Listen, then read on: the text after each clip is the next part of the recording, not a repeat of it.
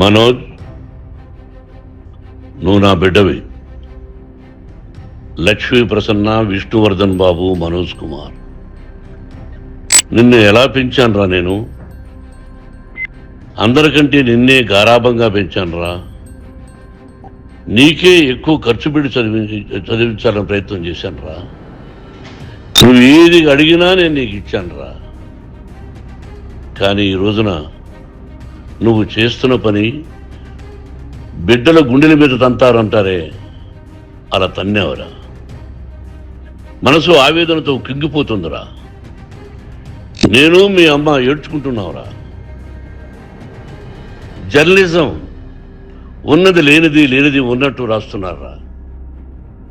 నువ్వు నన్ను కొట్టడం ఏంట్రా? నా బిడ్డ నన్ను తాకలా. ఇద్దరం ఘర్షణ పడ్డాం కొన్ని కారణాల వల్ల. ప్రతి ఫ్యామిలీలోనూ ఉంటాయిరా ఇవి. లేనివాడు ఎవరైనా ఉంటే ప్రపంచంలో ఒకరున్నారేమో, 1% ఉంటుందేమో. అటువంటి వాళ్ళ ఇంటికి వెళ్ళి కాళ్ళు గడిగి నిద్ర పూసుకోవచ్చు. భారత భాగవత రామాయణాలు చూసావు కదరా. ఏమిటిది? మీ అమ్మ ఎంత కుమిలిపోతుంది ఈ రోజున హాస్పిటల్ చేరింది. నీ వల్ల హాస్పిటల్ చేరుతాను. చూడు మనోజ్, నీకన్నీ ఇచ్చినా ఈ రోజున నువ్వు నా గుండెల మీద తనడమే కాకుండా అపకీర్తి తీసుకొచ్చావు. ఏదేదో రాశావు, ఏదేదో చెప్తున్నావు. కొంతమంది జర్నలిస్టులు ఉన్నది లేనిది, లేనిది ఉన్నట్టు రాసేవాళ్ళ తత్వం వాళ్ళకి. ఎందుకంటే టీఆర్పీ పెరగాలి. ఇది వాళ్ళ నైజం. మనం మార్చలేము. వాళ్ళందరి మీద మన కోర్టుకు వెళ్ళలేము. వాక్ స్వాతంత్రం అంటారు, ప్రజాస్వామ్యం అంటారు. ప్రజాస్వామ్యంలో కూడా కొన్ని హద్దులు ఉన్నాయి. ఇది నీకు తెలుసు అనుకున్నా. ఎంత మంచి నటుడివి నువ్వు. నీ భార్య మాటలు విని తాగుడుకు అలవాటు పడిపోయావు. వింటున్నావా మనోజ్? ఎవరిని నమ్మాలో ఎవరిని నమ్మకూడదో పరిస్థితి తీసుకొచ్చావు. విద్యాలయాలు ఎంత గొప్పవిరా. మనం 25% కులమతాలకు అతీతంగా ఫ్రీ ఎడ్యుకేషన్ ఇస్తున్నాంరా. క్యాస్ట్ అనేది తీసేశాను రా 92లో ప్రాస్పెక్ట్స్లో. నువ్వు చదువుకున్నావురా. అక్కడ చదువుకున్న బిడ్డలు IAS, IPS అయ్యారా. ఎంతో మంది గొప్పవాళ్ళు అయ్యారా. నువ్వు నటుడుగా ఎంతో గొప్పవాడివి. తాగుడుకు అలవాటుపడి నువ్వు నీ భార్య ఇంట్లో బిహేవ్ చేస్తున్న విధానం ఆ భగవంతుడు సర్వేశ్వరుడు తెలుసు. భగవంతుడు చూస్తున్నాడు రా. నేను తప్పు చేసినా, నువ్వు తప్పు చేసినా, ఎవరు తప్పు చేసినా. ఎంత అవకాశం ఇచ్చా మాట్లాడుకునేదానికి అందరికీ. ఇన్ని సంవత్సరాల్లో మన విద్యాలయాల్లో ఒక్క తల్లి కానీ ఒక తండ్రి కానీ ఏమైనా చెప్పారా?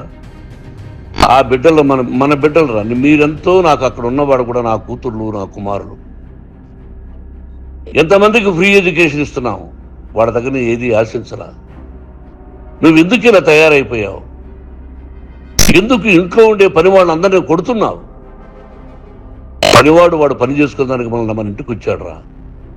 ఆ పనివాడిని కొట్టడం చాలా మహాపాపంరా. నేను వేరురా. నేను దండించడం వేరురా. నేనెవరిని ఆ చిన్న వాళ్ళని కొట్టి ఇచ్చేసి చేయలేదురా. సినిమా ఇండస్ట్రీలో మోహన్ బాబు కొడతాడు, తిడతాడు అంటే అది షూటింగ్లో జరిగి ఉండొచ్చేమో. కానీ ఇంట్లో ఉండి 10 సంవత్సరాల నుంచి 20 సంవత్సరాల నుంచి పనివాళ్ళు ఉన్నారు. నేను ఇంట్లో లేని సమయంలో వాళ్ళందరినీ కొట్టి వాళ్ళ ఫోన్ లాక్కొని ఒకడైతే చచ్చిపోవాలి, వాడు పోలీస్ కంప్లైంట్ ఇచ్చి ఉండొచ్చు. నేను వద్దు అని వాడిని బతిమాలాడు. పోలీస్ కంప్లైంట్ కూడా ఇవ్వడా. ఇంకైనా నువ్వు నీ భార్య మారి బయట ఉండండి రా అన్నాను నేను. లేదు డాడీ, తప్పు చేయలేని ఒకసారి వచ్చావు, మళ్ళీ తప్పు చేశావు, మళ్ళీ వెళ్ళావు, మళ్ళీ ఈసారి తప్పు చేయనన్నావు. ఏమండి వీడు తప్పు చేయడం అని మీ అమ్మ చెప్పింది. ఇంట్లో పెట్టుకున్నా.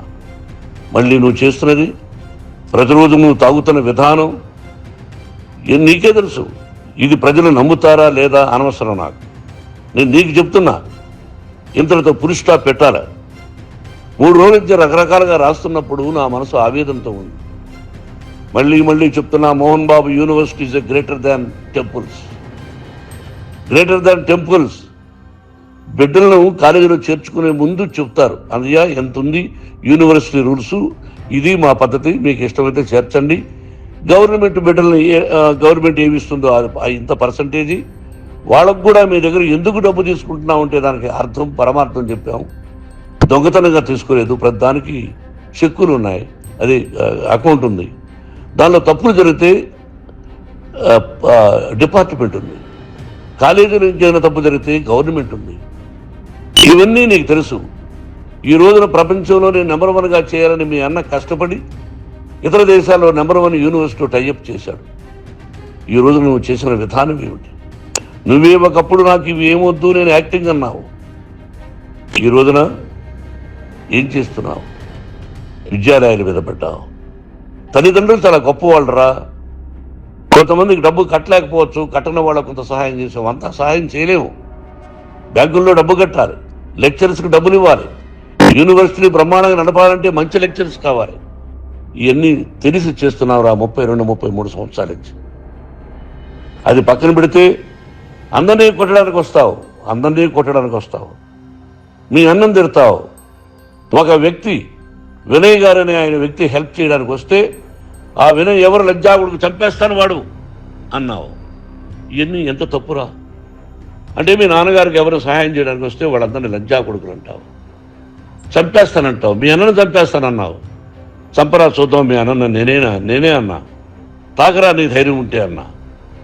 ఎంతమందిని చంపాలనుకుంటున్నావు, ఎంతమందిని చేయాలనుకుంటున్నావు, నువ్వు ఏం సాధించాలనుకుంటున్నావు? ఆలోచించుకో. ఈ ఇంట్లోకి అడుగు పెట్టడానికి నీకు అధికారం లేదు. ఇది నా కష్టార్జితం. మా నాన్నగారు 10 రూపాయలు 10 పైసలు కూడా ఇవ్వలేదురా, మంచి జన్మనిచ్చాడు మా నాన్నగారు. మద్రాసుకు వెళ్ళి వీధుల్లో అడుగు తిన్నాను రా, ఒక పూట కూడా భోజనం లేకుండా అడుగు తిన్నాను రా. న్యాయంగా మోహన్ బాబు తిడతాడు కొడతాడంటారు కానీ మోసగడనం లేదురా. నీట్ పార్లమెంటేరియన్గా బయట వచ్చాను రా. నువ్వు నా పరువు ప్రఖ్యాతులు మంట కలిపావు. ఏమిటి నేను చేసిన అన్యాయం? నీకు జన్మనిచ్చా, అదా నేను చేసిన పాపం. అందుకే ఇది నా ఇల్లు అన్నావు. నువ్వు నీ ఇల్లు కాదు, నీ కష్టార్జితంతో నువ్వు సంపాదించుకున్న ఇల్లు నీది. ఇది నా డబ్బు, నా కష్టార్జితం.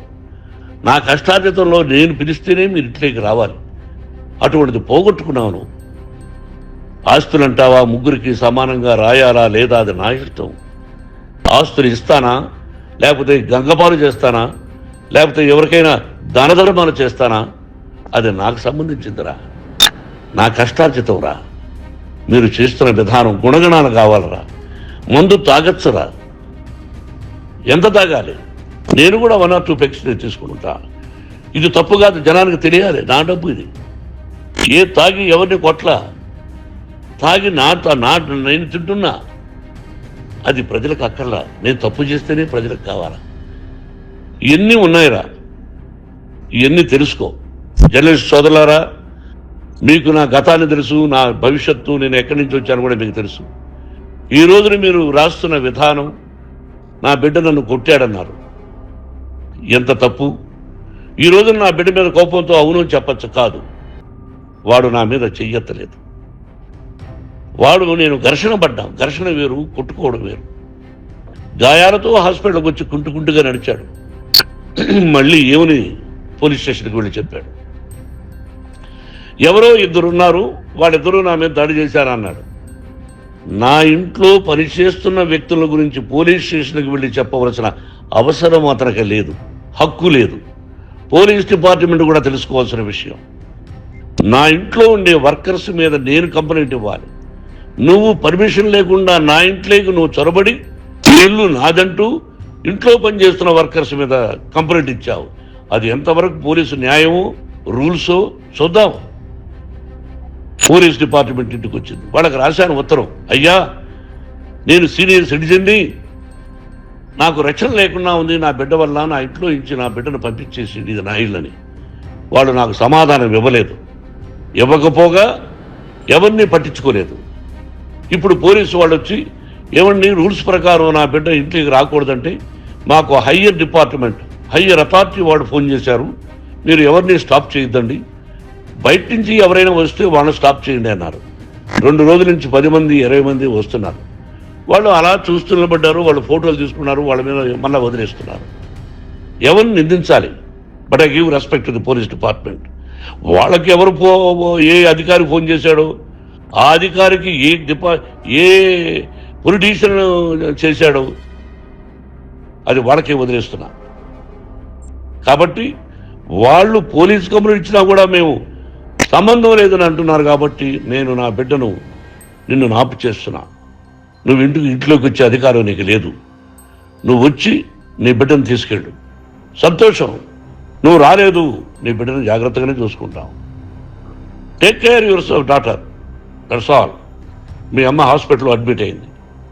రేపో ఎల్లుండో మీ అమ్మను పిలిపించి బాగైన తర్వాత ఇదిగో నువ్వు నీ కొడుకు బిడ్డను తీసుకెళ్ళి వాడికి అప్పచెప్పని చెప్తాను పోలీసు వాళ్ళ ఆధ్వర్యంలో. ఇది 100% జర్నలిస్టు సోదరులారా, పులి స్టాప్ పెట్టండి. మీకు కుటుంబాలు ఉన్నాయి, మీ యజమానులకు కుటుంబాలు ఉన్నాయి. మీ కుటుంబాల విషయాలు, మీ యజమానుల కుటుంబాల విషయాలు మేము ఎవరు జోక్యం చేసుకోవాలా. మేము నటీనటులం. మాది తప్పుంటే నటుడుగా నన్ను ఫెయిల్యూర్ అని రాయండి, నా నటన బాగలేకపోతే రాయండి. బట్ ఇంటి లోపల సందులో నుంచి చూస్తూ తప్పు చేస్తున్నామని ఉన్నది లేనిది ఉన్నట్టు రాయకండి. మీకు నా హృదయపూర్వక నమస్కారాలు. ఇన్ని రోజులు హృదయపూర్వకంగా ఎంకరేజ్మెంట్ చేశారు. ఆ ఎంకరేజ్మెంట్కు నమస్కారం చేసుకుంటూ I love you all. I love you police department. మీరు న్యాయంగా ధర్మంగా నడుచుకోండి, ఎవరికి తొత్తుల్లాగా ఉండొద్దండి అని మనవి చేసుకుంటూ నేను సెలవు తీసుకుంటాను. Thank you very much for all the journalist. ఇక్కడ పులి స్టాప్ పెట్టండి. Thank you very much.